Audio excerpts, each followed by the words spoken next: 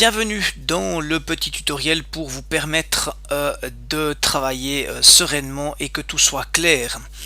Dans le dossier que je vous ai remis, vous trouverez ce document-là, ici, qui se décline en 2 pages. Vous ne le trouverez pas avec les couleurs, vous le trouverez sans les couleurs, mais vous l'avez. Et ensuite, vous trouverez également 8 copies d'élèves non corrigés. Et puis vous trouverez 8 copies du travail vide. Il s'agit maintenant de comprendre les étapes de notre travail. Donc ce qu'on souhaite en fait, c'est considérer qu'on a affaire à une évaluation qui est de type formative, mais qu'on va quand même noter.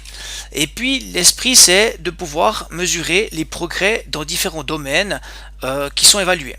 Donc dans cette idée-là, vous allez prendre l'évaluation formative et vous avez la liste d'objectifs visés et l'évaluation formative vide.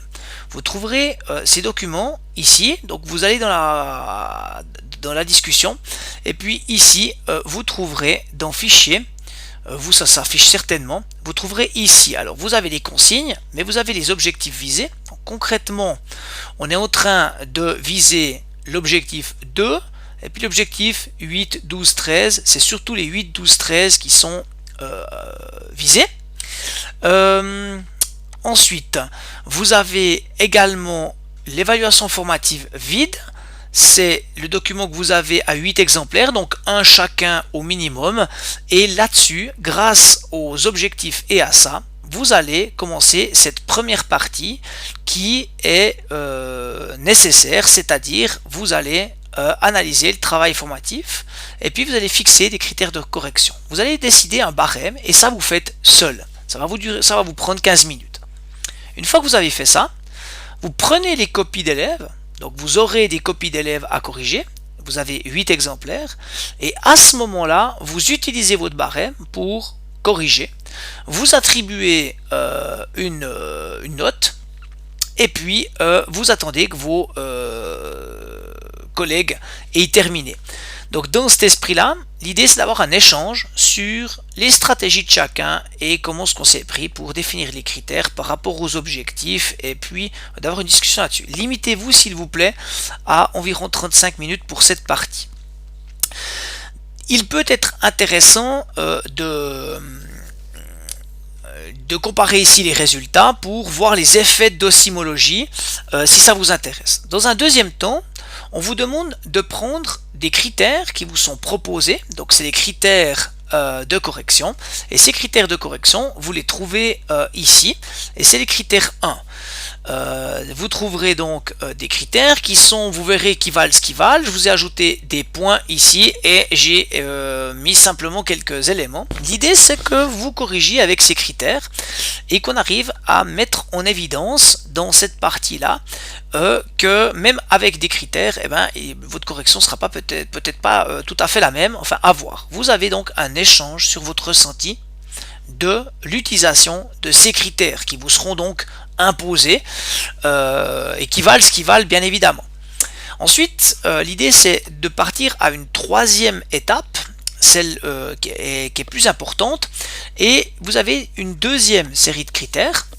Et ces critères ici, ils ont été plus détaillés et puis vous devez les utiliser et vous devez attribuer, si vous voulez, par rapport à un barème proposé, vous allez essayer d'attribuer une note à ces élèves et de voir un petit peu ce qu'ils valent, sachant qu'on est toujours dans un esprit de faire progresser l'élève. Donc on va annoter la copie d'une certaine manière qui permette, si vous voulez, de les faire progresser dans les objectifs visés.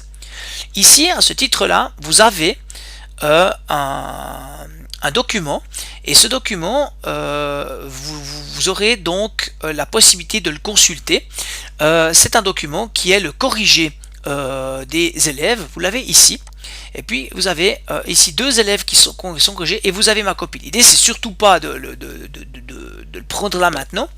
Et loin de moi l'idée de vous dire que ma manière de corriger est la bonne, c'est pas du tout l'esprit, mais simplement vous pourrez analyser ici, notamment les R et les P pour priorité, les R pour des problèmes de relatif, donc des indications qu'on va utiliser pour pouvoir permettre à l'élève de progresser.